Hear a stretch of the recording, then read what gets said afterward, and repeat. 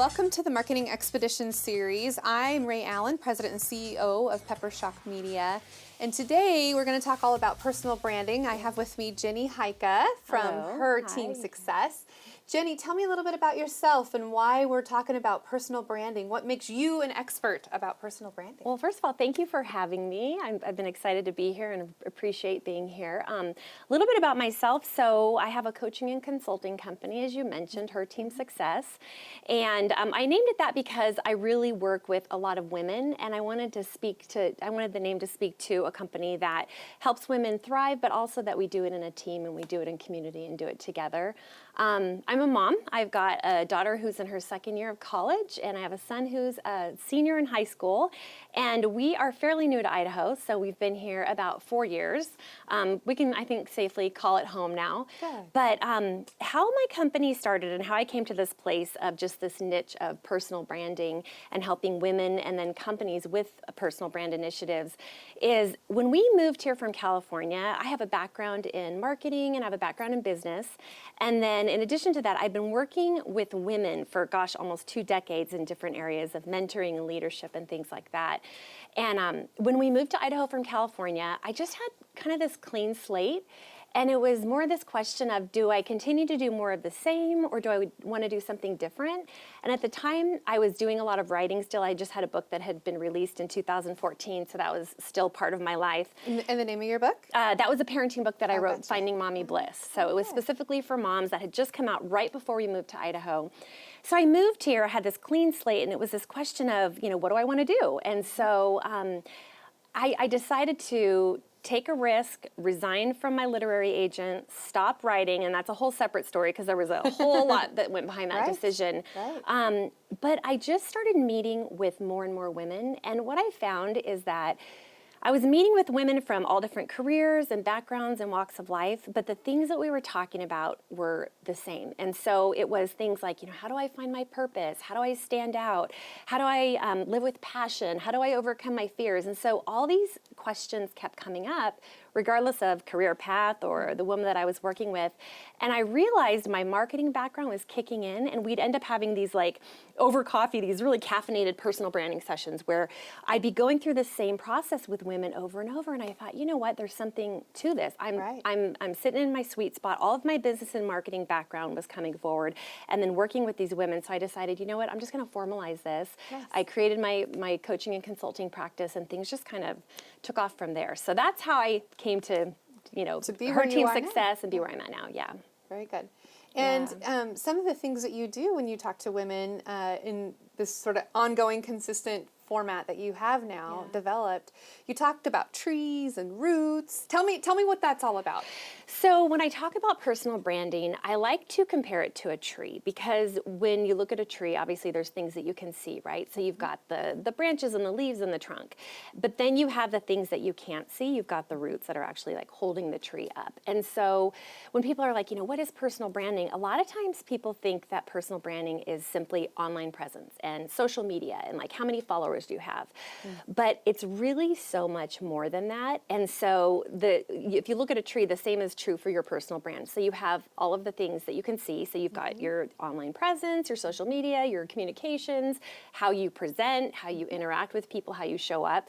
But then you've got the things that aren't necessarily, visible. Things like all the stuff in your head, your experience, your passions, your values, your strengths, your skills, all these things that make up you. But those are the foundation that really influence how you show up and influence your personal brand. So that's why I use the tree, the tree analogy. But I also like to, when I'm talking to people about personal branding and explaining the value of it, I like to compare it to company brands, which of course you're an expert at. You guys do your brand audits and work with companies on branding.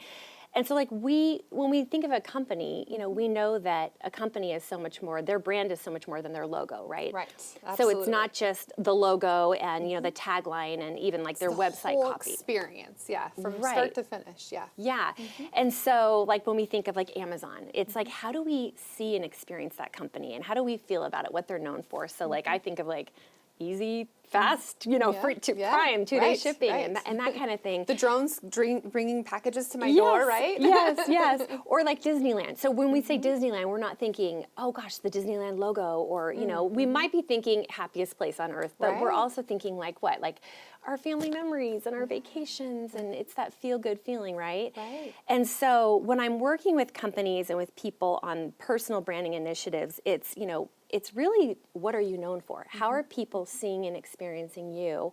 And what are you known for? What do you stand for? And so it's, the personal brand is so much more than what you say and how you show up. It's that underground stuff too, you know, who you are as a person. Yeah. And what people might think of you when you're not there, or what you want them to think of you when you're not there. Yeah. At least the idea that the brand is there even when you're not in the room at the same time. Right? Yeah, and what it, like if you get assigned to a project that they're on, well, how do they feel about that? Are they excited? Do they know the specific expertise that you're going to be bringing, the value that you're going to add, that kind of a thing. Absolutely. So, yeah. So if somebody was to engage with you, what would be the first thing that you would do with them? How do you work with them at the very beginning? So if it's an individual, I do it a little bit different depending if it's a company that wants me to come in and work with leaders, for example, on personal branding initiatives, or if it's a person. But say if it's a person, when I work with women one-on-one, there's just that consult call first, is just really understanding, you know, gauging where are they at with even understanding personal branding.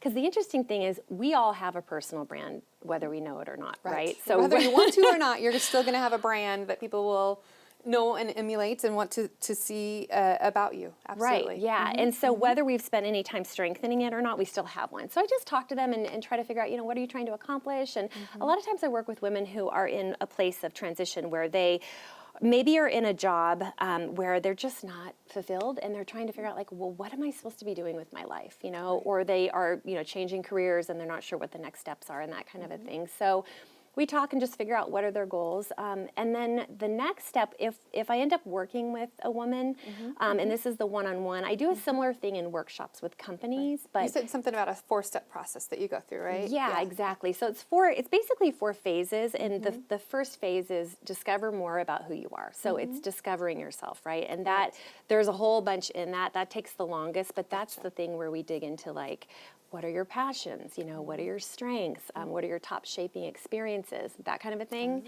And then we move from there to assessing who you are. And that's where it's like we do this check of, you know, does our self-perception match our reputation? And things like, you know, growth mindset versus fixed mindset, or emotional intelligence, that kind of a thing.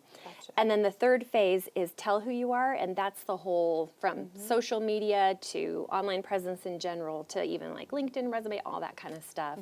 And then the last is give who you are. And that's where you live it out. That's where you just try to figure out, you know, how am I going to, now that I authentically know really who I am and how to communicate that from a position of strength, how do I live that out, and what are my next steps?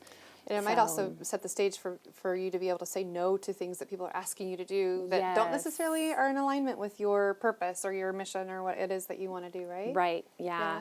And I think what's so interesting is when I go through this process one-on-one and we really dig into even things like, you know, what are you passionate about? That's a hard question for a lot of people, you know? And so, and I always encourage people to, you know, don't think you have to be passionate about something you're not passionate about. You know what I mean? So like, I always share the story when I had kids and they were little, you know, like preschool age. And I just thought because I was a mom, I had to be passionate about doing crafts.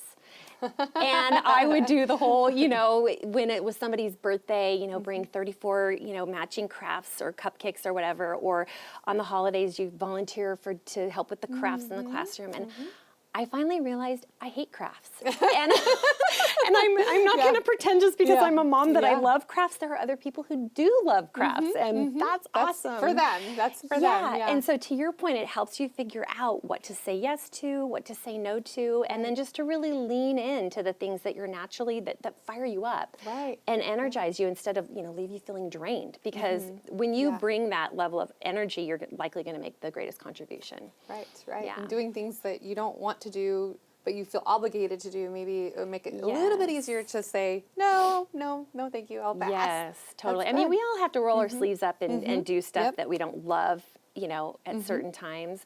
but it totally informs, when you go through that phase one of really discovering more about who you are, it really informs the things you say yes or no to, and it also informs like your next steps, because you can't really set that vision and direction for your life, if you will, until you know more about who you are, right? And so when you're talking about setting goals and setting out steps to reach those goals, you got to do the big work first, right? And then so that informs that. So it just helps give clarity. So how long does the process usually take to go through all your 4 phases from start to finish? Is it something that you meet like once a week, once a month? Are you full day? How do you work that way? You know what, it's pretty much individualized, but most often with the clients that I work with, we have 4 separate sessions within a 6-week period, so we can keep the momentum going. Yeah, but there are women that I've worked with up to 8 months. It just, it just really depends on where they're at in their life and, what we agree upon, and then we'll have a touch point and we'll review and that kind of a thing. For companies, for example, I did a workshop with a group of leaders from a company, and it was one day. And it was pre-workshop questions, and so I could really get an understanding of where the group was, and then we went through all 4 phases within that one-day workshop. So, yeah. So what are some of the things that you got to work through when you worked with the leaders in a company? So basically, the first is awareness of personal brand, and just making sure everybody knows that we all have a personal brand. And from a company's perspective, and this is an exciting thing because this is gaining so much traction, from a company's perspective, your employee brands can weaken or strengthen your company brand, right? And so in today's day and age, reputation can be a company's greatest asset. Right. We've had some CEOs that have, done some pretty not so great things that have damaged the company brand because of their own personal brand. Absolutely. But then on the flip side, you've had companies, CEOs who've done really well with things and then, lifted the whole company brand too. Yeah, and it's interesting because back in 2016, Forbes had an article and they said that 92% of consumers trust an influencer more than an advertisement. And I just read an article on LinkedIn recently where it said, and I hope I'm getting this right, but 82% of customers would trust a company more if their CEO and leaders were actively engaging on social media and were out there online. So not if, but when their CEOs and leaders were doing this, 82% of people trusted that company more, and 77% of those would buy from that company. So it goes to that trust, that reputation, and the fact that we've got this, the ability online for instant information, and it can strengthen or weaken. And the authenticity of the CEO can kind of shine through the rest of the employees, because it starts at the top, and how the leader behaves can then, filter through, and then it also, if you've got somebody that's acting in a manner that people want to trust, then I could see how that could really help with, boosting revenue and the bottom line and branding and all of those things. Yeah, that makes a lot of sense. And so back to your question on what do we do in the workshop. So it starts with that, is an awareness, and how does it impact your company, and why are we even having this conversation? Why does it matter in today's day and age? And then we move into some more custom things for the group, like developing a personal brand statement. It's, your 30-second elevator pitch where somebody says, what do you do? And it speaks to what you do, how you do it uniquely, the people that you serve. So helping them to craft a personal brand statement, and then helping them understand how their personal brand feeds into their company brand. Nice. But the coolest thing that came out of that session, and this is something that I love to see within teams, is that when you have a bunch of people who do that like underground work, their roots, and figure out like, okay, who am I? What are my strengths? What do I uniquely bring to the table? And they realize everybody's bringing something unique, right? Right. Even their experiences. So like you and I could go through the same thing, but we're going to go through it differently because we're different people, right? And so to see all these people who are the same level, and even some competition within that level within this company, realize everybody is bringing something different and everybody is unique, then it helps to eliminate that competition and increase that collaboration, because it's everybody's leaning into their strengths, and that's a cool thing to see when people, the light bulbs go off and they're realizing, oh, I bring this and nobody else brings this unique blend of this, and this to my role, So. Yeah, I can definitely relate to that, how the different strengths of the team can benefit the team as a whole. Yeah. And, if you can find people who fill some of that void, if we need detail-oriented people versus, high-level thinkers, and if we have all high-level thinkers and no detail-oriented people, then, hey, we can think about ideas all we want, but if we don't have the people that can implement and be, the details behind the scenes, then, it doesn't always work out so much. Yeah. So it's good to incorporate all of those different types of team members in place. That's good. Yeah. I mean, and it's very similar to where you're doing the personal branding work on the personal side, and then looking at the company on the whole side with our audits and our needs assessments. Yeah. I mean, it's very similar, but when you said personal brand essence statement, and it feeds right into the company essence statement. I think that's a very valuable tool. It's like you need to do the personal branding first, and then you can do your company brand. Yeah. And you go in first. We'll take care of our people, personally, and then we'll come take care of them, as a whole for the company. That's great. And it's I think too, even something that I saw at this last conference where you and I both spoke at was we were talking about personal branding a little bit, and one of the things that's so common is we so easily can point out our weaknesses, right? Oh, so absolutely, yeah. So if I were to say, hey, what are your top 3 weaknesses? You might go, oh, this, and that. I mean, I know I would. Right. But if I'm like, hey, what are your top 3 strengths? Then we, a lot of times either we haven't even thought about it, or we don't really believe it, or but when we've done that work with our personal brand and we're like, hey, you know what? Like you and I were talking about strength finders before we started recording. But if you know that and you're like, hey, these are my strengths, and I'm leaning into this, and I can show up in this way, it increases confidence too, and absolutely. so that increases performance and all that other stuff. So Well, in communication, I had Shelley G on, Shelley Gartman. Yeah. You I love mentioned Shelley, Shelley. yes. So we had talked about strengths a little bit too, and in communicating with different types of people and different strengths that they have and the way they like to be communicated too. Yeah. That can all play into that team effort. Absolutely. I love it. Strengths is kind of fun to do too. I don't know why it took me so long before I actually took the test and figured it out. But now I'm like, oh yeah, I totally can relate to that. Did you do it was the Strength Finder 2.0? Is that the one you I did. I know what my top 5 are. I have to unlock the rest of them. I realized that, I haven't done that either. Yeah. I'm like, I want to know what the rest of my, what's on the bottom. I know what's on the top, but I got to figure out, of them or something. I was like, bit. do I need all those? I mean, anyway. I'd be curious to see, Well, and like with, if you have a partner, like, my husband and I work together and I can see what his strengths are, and he absolutely, compliments us, and we're sort of the yin and yang, and you need that in business too. Like if you don't have your yin to your yang, you're going to, like for me, I'm much more of a risk taker than what he is. And so we have to pull each other in balance, and in business, it's so true. And in leadership styles too, if you've got somebody that, is more of the risk taker, or a high D or I, if you're doing DISC assessment, right? Influencer or dominance or whatever, then having somebody who is supportive and compliant, same thing. I mean, it's a natural equilibrium that kind of keeps the company in balance. And I mean, I really think that that's one of the reasons why we've been able to stay in business for a while, because of the fact that we do have that balance. Yeah. And I see that sometimes where 2 partners get together, they're in a company and they're too much alike, and I'm like, oh, I wonder how that's going to work out. But even just having that conversation where it's like you guys know each other's strengths, and you know how you can fill in the gaps, and how you can better work together and stuff like that. So I think that is awesome.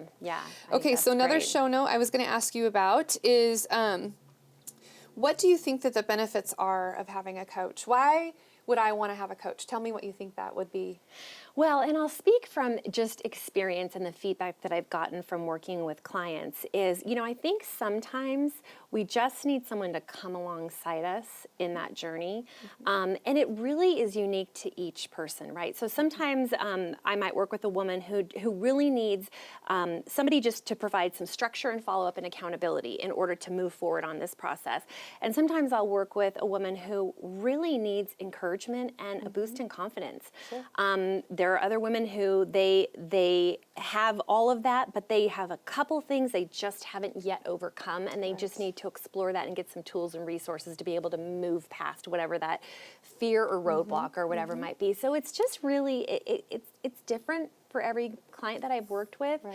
But I think it goes back to, and this is just a passion of mine, and goes back to my company name, Her Team Success, is that we need each other. Yeah. You know, and just being able to come alongside women and to help move them forward and to help propel them forward has been such a rewarding process. It's been really awesome. Have you had a coach? Has the coach had a coach? I have had informal coaches and mentors and sponsors my whole life. I mean, I'm a community person, and so I just naturally gravitate toward other people, especially toward women. They're just kind of my peeps, you know? Yeah. And so even way back to when, I was first a mom, and just, I didn't even know what I was doing as mom. My daughter was 6 months old, but I felt this tug on my heart to start mentoring teen moms and just coming alongside teenagers and doing that. And then for me, like when I started on my writing journey, just to be able to have writing mentors in my life. Yeah, and I had a writing critique group. And so I've always had people speaking into my life and coaching me or mentoring me in that way. And sometimes I didn't even recognize it when it was happening,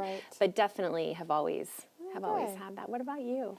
Yeah, I mean, I think somebody once said, and I'll have to think about who it was, but even, you know, basketball players have coaches, right? Yeah. And they have different types of coaches for the different types of plays and things that they're doing. They have, you know, maybe a spiritual coach, maybe they'll have a physical therapist, maybe they'll have, you know, somebody that's going to, you know, figure out how to feed them, so a nutritionist and all of those things. And I've been kind of going through quite I guess a life journey in weight loss. So I've had some weight loss coaching, and you know, and I've had like Ron Price, who's come in and helped with our company as a whole, and now I'm a part of a CEO forum called Renaissance Executive Forum, and Keith York is the facilitator of that. But then there's other CEOs who are belonging to this group together with us, and so peer mentoring too is just as important as somebody who you can look up to and you know, get advice from. And I'm part of the Professional Coaching Association, and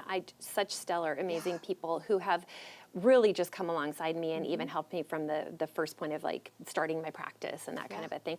But I want to go back to what you said about your weight loss journey, because I think that's such a great example of you having a strong personal brand. So here you are, CEO, woman leader, you know, active in your community, active in all these circles, and you're sharing just as part of who you are this weight loss journey. I've seen you on Facebook, and so people are looking at that. You're a real person. You're a real woman. You have this real journey that you're on, and people can relate to that. And so it's just showing up. It's like you know who you are. You're leading with your strengths. You're sharing your journey. You're sharing your story, but it's connected to your business and what you do too. Absolutely. And it just makes you so relatable. And so anyway, I think you're a good example. I have to say, I was at Costco yesterday, ran into somebody I knew, and I was standing there, you know, looking through the different sizes, and I, you know, got to pick out a size that was smaller than what I, you know, had been wearing. And like, it was a moment of like, you know, I got to, you know, feel joy and like, you know, share with just, you know, somebody that I don't know that well, but I start, you know, you go to Costco, you see everybody, you know, I feel like it's like a reunion. Well, in this town, everywhere you go, you see somebody. Yeah. And so it was just, it's a nice feeling, you know, and it's about,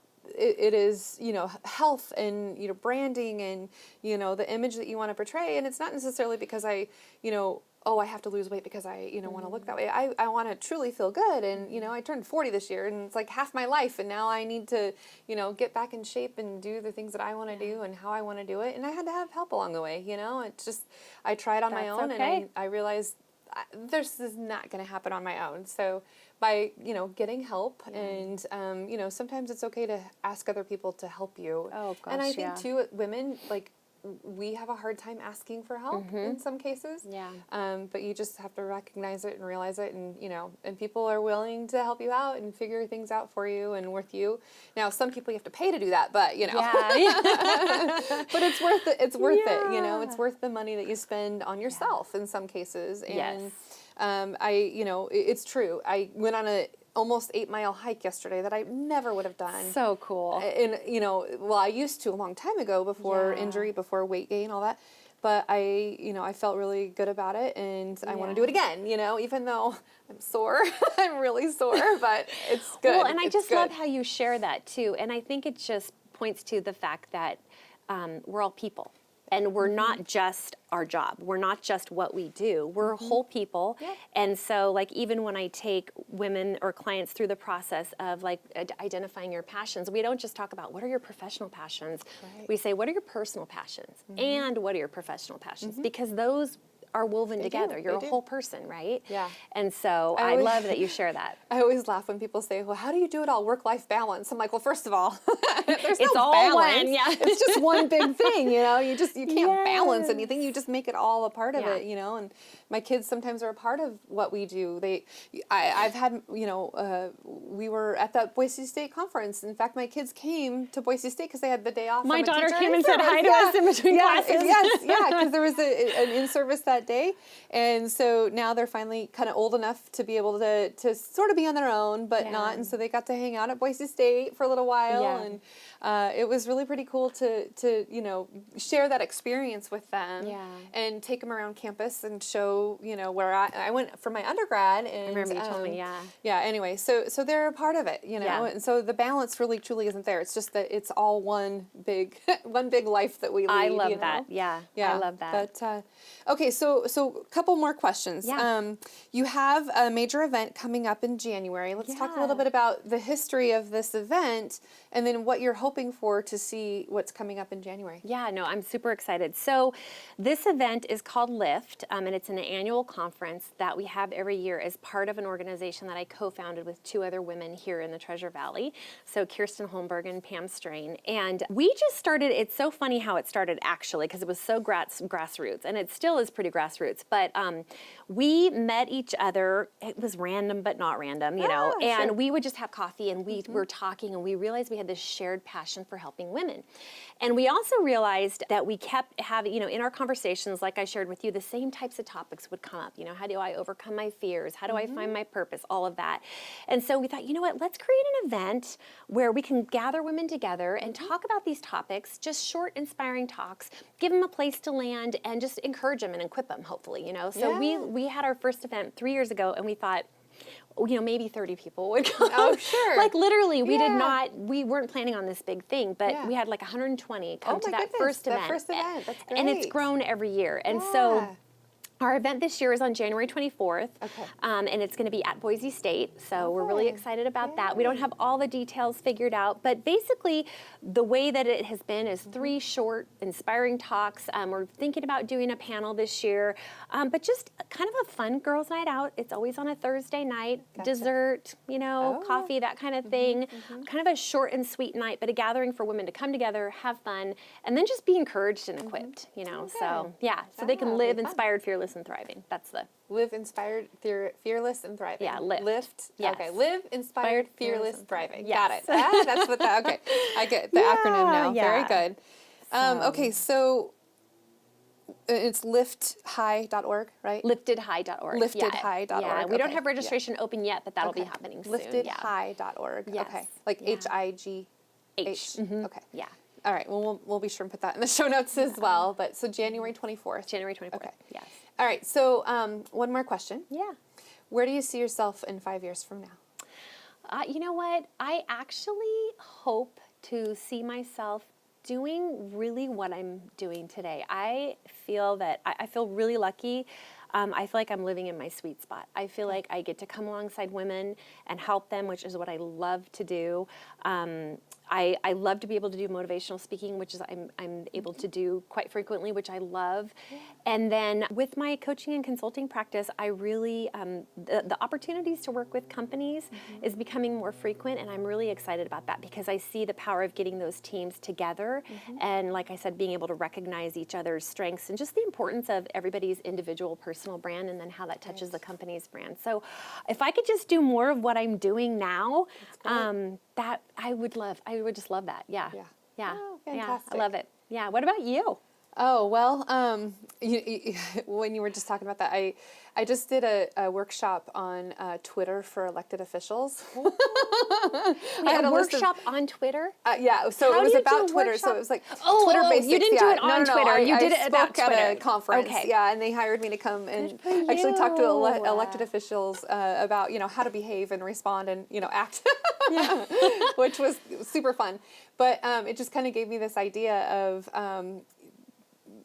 I like to teach workshops too. Yeah. And, you We know, should if there's collaborate on something. collaboration in doing that. And I love to bring other people in because it just, you know, widens the area of people that we can reach, but then also the topic and the value that you can give. And so for me too, I like to speak, I like to present, I like to share the knowledge that I have. And what really makes me happy is when other people can use what I teach them in their practice and their work and what they do. And, you know, we're all about building brands and bottom lines, and in your case, personal branding, but it really does dovetail nicely into a whole company brand, and I could see where that could really fit in. But yeah, I am continuously, you know, encouraged to also write a book, so I want to get that done.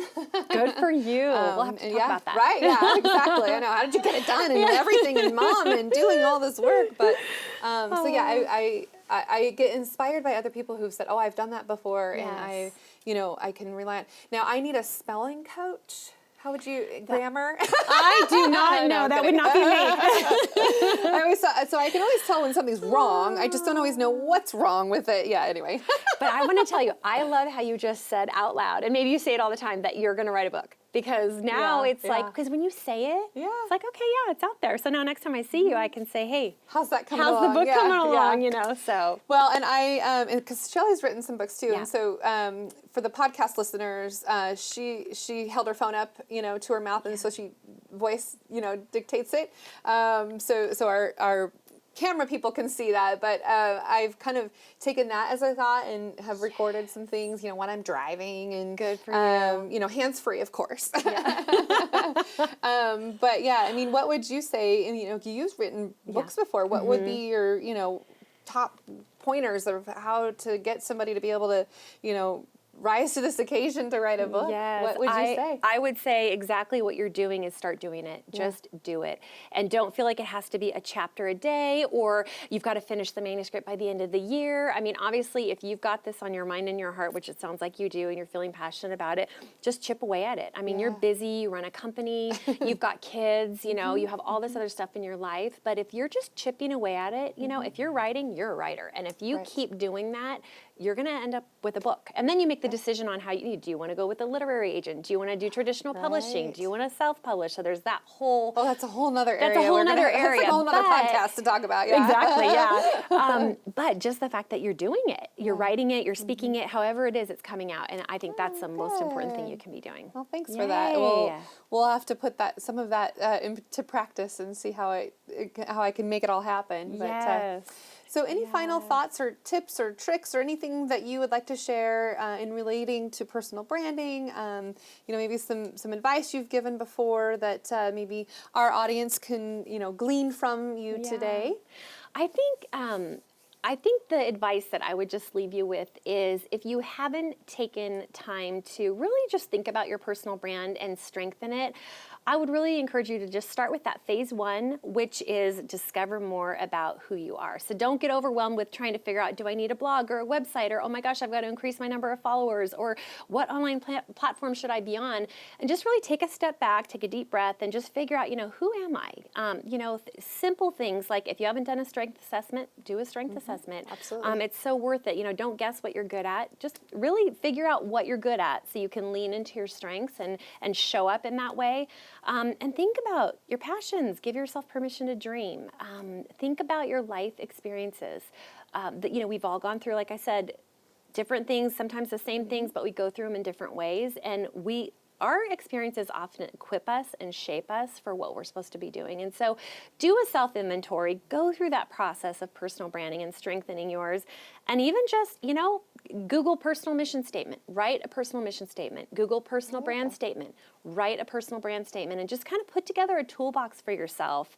And then that's going to let you lead in a position of strength no matter what your career, your job, your next step, your personal life, whatever. So, but really take that time to do that foundational piece. That's the most important. And then when you do that, it informs all those other steps, and they just kind of naturally fall into place.